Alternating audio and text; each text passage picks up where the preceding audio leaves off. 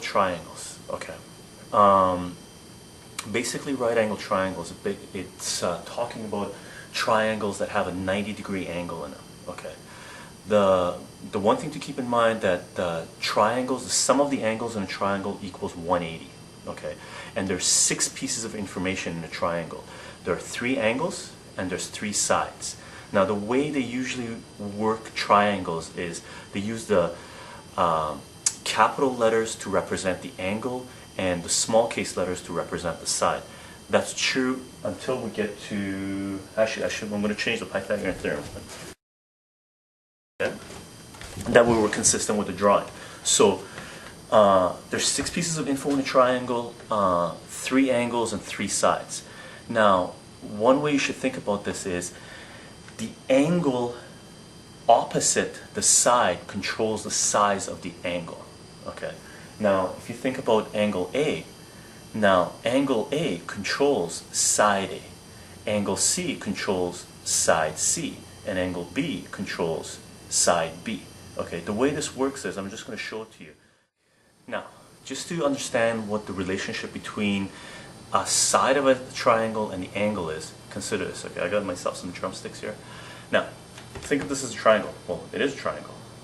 Now, if I change this angle, which side? Just you got to think to yourself, which side does it change? So if I decrease this angle and this angle is decreasing, which side is changing? The side that's changing is the opposite, the angle. So an angle controls its opposite side. That's true for all angles. If I have this one and I decrease this angle, then this side is decreasing. Okay. If I change the top angle, then the bottom side is changing. It's decreasing or increasing accordingly. Okay. So an angle controls its opposite side. So this angle over here is going to control this side here. If I decrease this angle, this side is decreasing. That's why when they write triangles, draw up triangles and they letter them or number them or alphabetize them or whatever you want to call it, an angle over here is represented by the smaller case letter across from it, okay? Very important, because when you're dealing with sine, cosine, and tangent, that's what they refer to when they say opposite, adjacent, or hypotenuse. Now, the hypotenuse is always across from the 90-degree angle. So the hypotenuse here, the hypotenuse up here is across from the 90-degree angle. So the hypotenuse always refers to the side across from the 90-degree angle. Okay. Now, some people have a hard time understanding sine, cosine, and tangent and how they're related, but they shouldn't. Once you grasp the concept that the angle controls the opposite side, then that's the relationship you have. Now, take a look at this. For